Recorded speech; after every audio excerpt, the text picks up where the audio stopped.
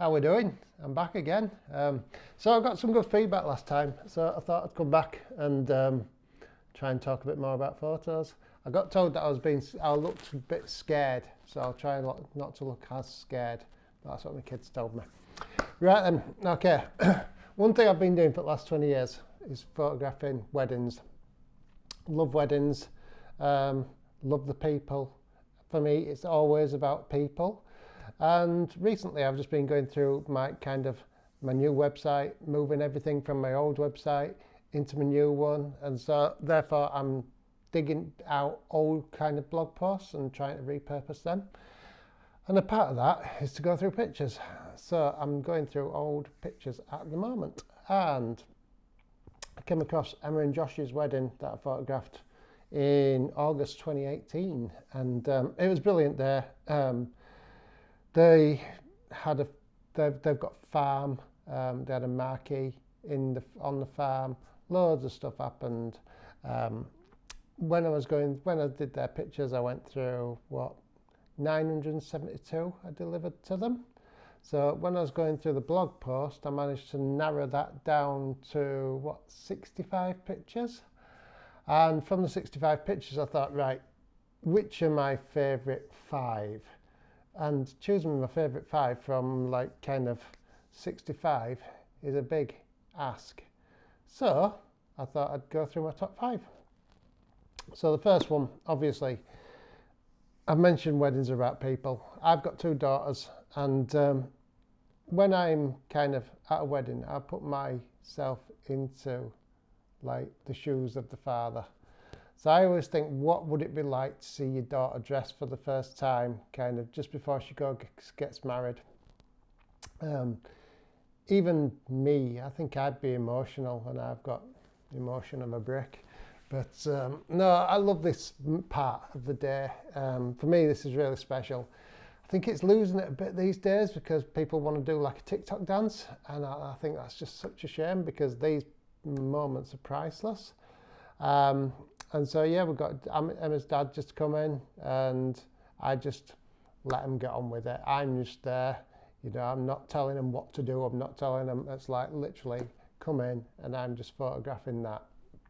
I get the initial sort of reaction, and then I leave them to it because a wedding's not a photo shoot, is it? It's about people, and it's these special memories, and I don't want to get in the way.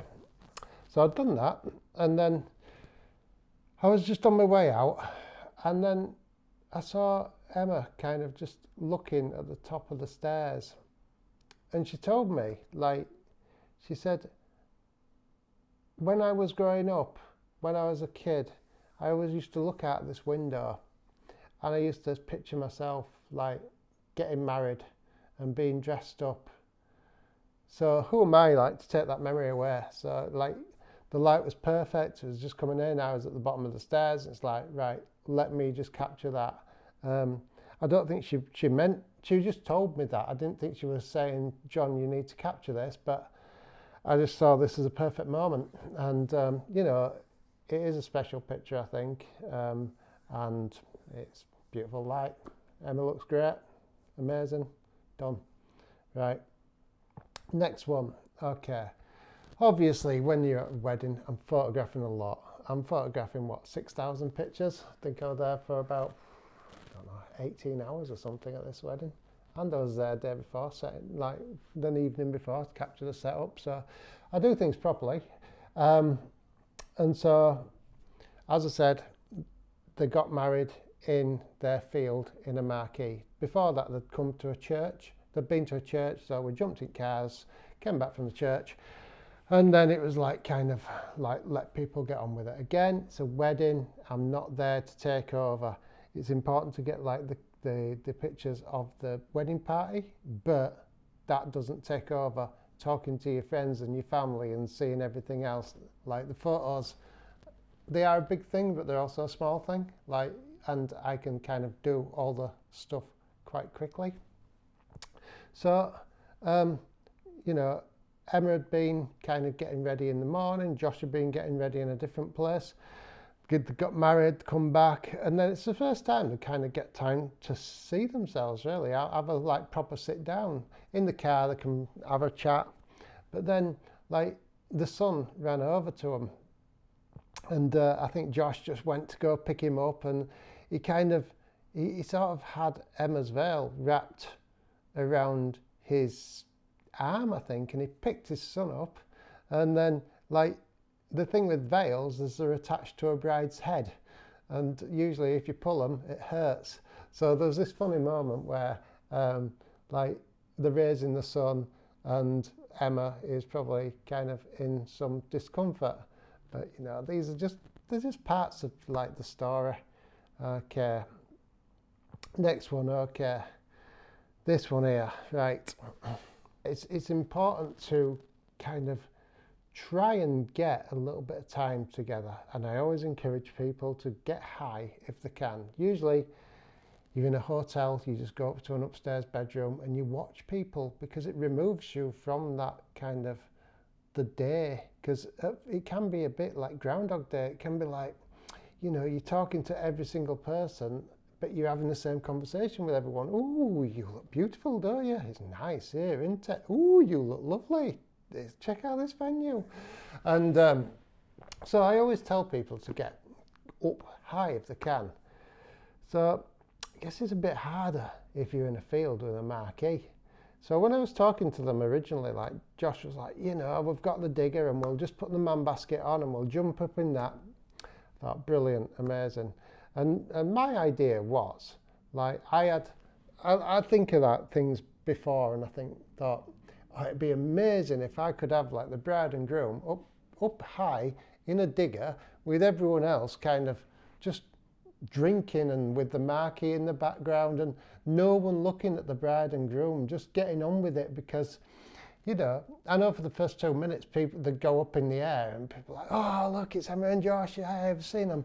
And then, like, after 5 minutes you'd be like, they forget about you, because, oh, it's Emma and Josh up in a digger, innit?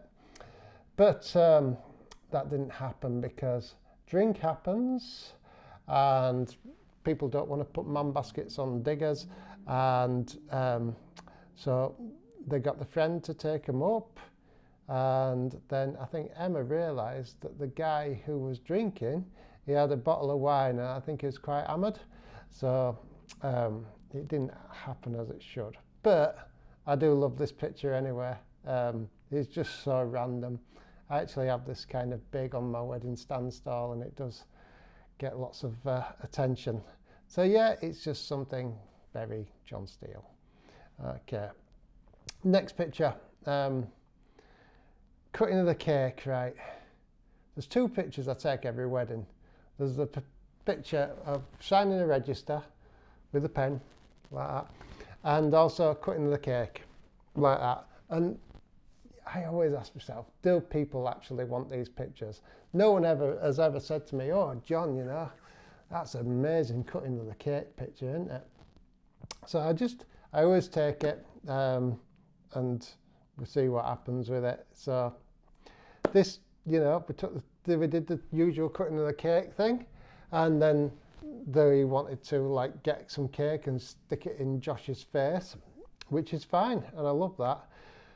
But there's something about this picture. It's like the pose that Josh has, and seeing Emma's face on the left-hand side. To me, this looks kind of like 1960s. It's sort of like, I don't know, is it Martin Parry? Like, a lot of people that have said my pictures are Martin Parry, but, you know, there's just something about his expression, how serious he is, but kind of in a weird, dramatical way, and then Emma just laughing. And I just love it. I even like the light, and I don't usually like light like that, but it just works. It just, everything pops. And then my final one, just a dude who's obviously had a bit to drink, and I think he's probably getting low on the dance floor. But I've got a million dance floor pictures, kind of similar, drunk people on the floor, but I love it. As I say, this was a very difficult selection of 5 out of the 65 that had narrowed it down from the 972. But yeah, I'll do more of these, I think. I like talking about people's pictures and why I took the pictures, actually.